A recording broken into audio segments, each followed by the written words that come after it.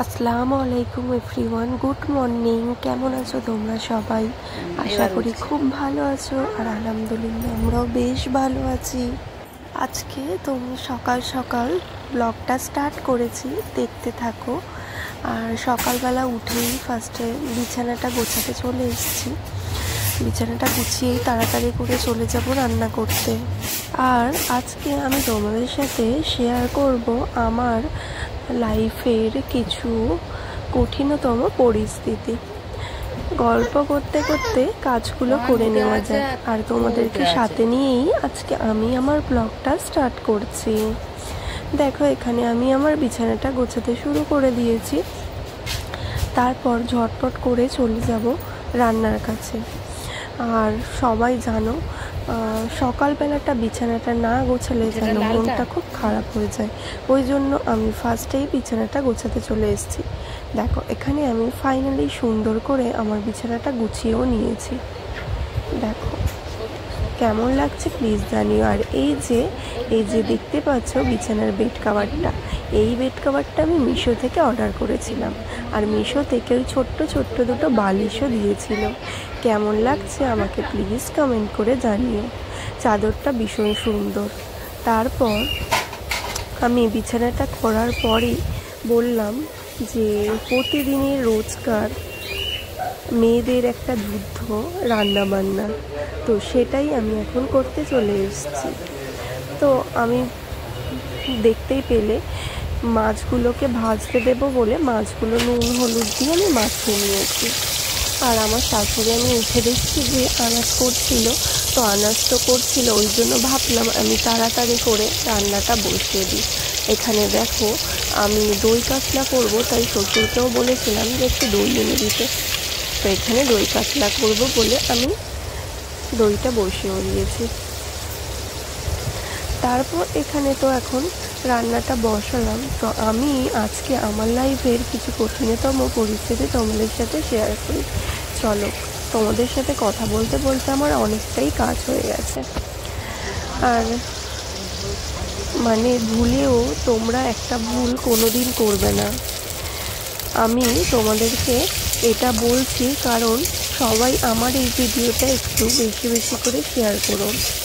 কারণ হচ্ছে সবার লাইফেই এই পরিস্থিতিটা আসতে পারে। প্রেগনেন্টের সময় এই ভুল ভুলেও করবেন না।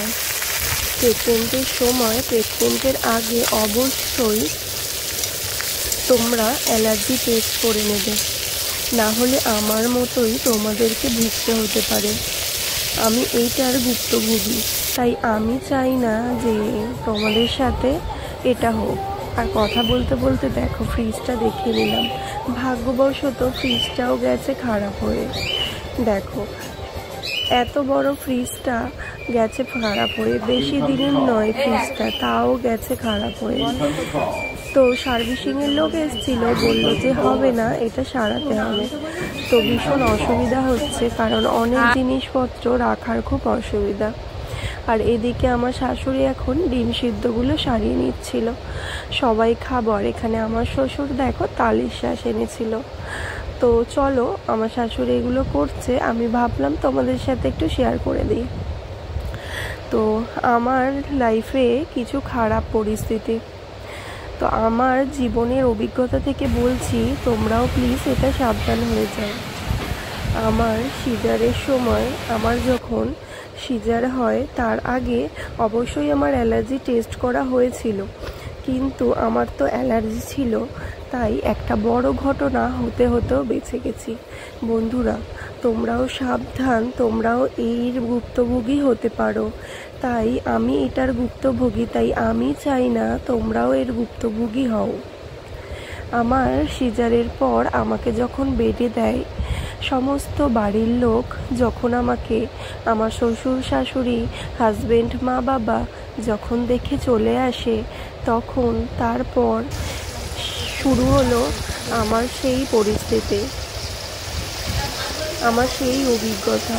সমস্ত সিজারের ওই সদ্য কাঁটাটা আমার সমস্ত চুলকাতে থাকে, আর সমস্ত গা হাত পা ফুলিয়ে যেতে থাকে।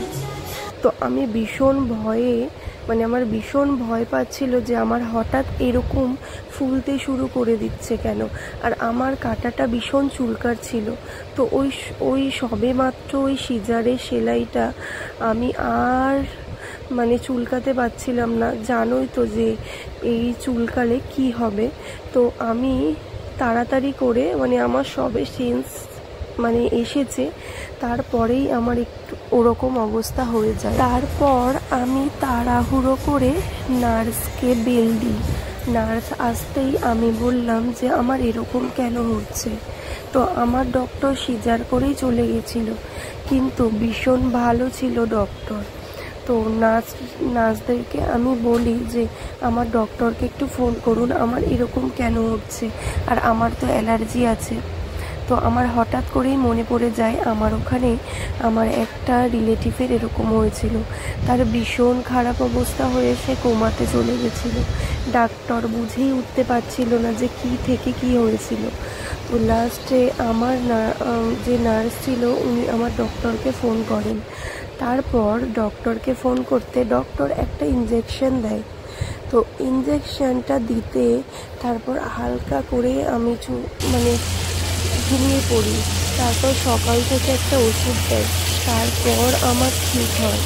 তো বাড়ি এসে আবার এটার প্রবলেম দেখা দিয়েছিল। তো তারপর অনেক টেস্ট করা হয়। তো তোমরাও এর ভুক্তভোগী হতে পারো বন্ধুরা, সাবধান হয়ে যাও। যার অ্যালার্জি আছে প্রেগনেন্টের সময় তোমরা অ্যালার্জি টেস্ট করে ডক্টরকে ভালো করে বলেই হসপিটালাইজ ভর্তি হবে, না হলে তোমরাও এর ভুক্তভোগী হতে পারো বন্ধুরা। আর এই দেখো কথা বলতে বলতে আমার অনেকগুলো রান্নাও হয়ে গেছে। করেছিলাম দই কাতলা, ডাল, এই দেখো চিংড়ি মাছের ঝাল, টমেটো ডাল, অনেক কিছুই দেখতে পেলে, পটল আলু মাছ, আমের চাটনি। তোমাদের সাথে কথা বলতে বলতে আমার অনেকটাই কাজ হয়ে গেছে। তারপর চান করে খাওয়া দাওয়া কমপ্লিট করে এখানে দেখো আমার শাশুড়ি আইসক্রিম এনেছিল, সেটাই আমরা এখন খাচ্ছিলাম। তারপর আর আমি এখানেই আমার ভিডিওটা এন্ড করছি। যদি ভালো লেগে থাকে লাইক কমেন্ট শেয়ার সাবস্ক্রাইব করতে ভুলবে না।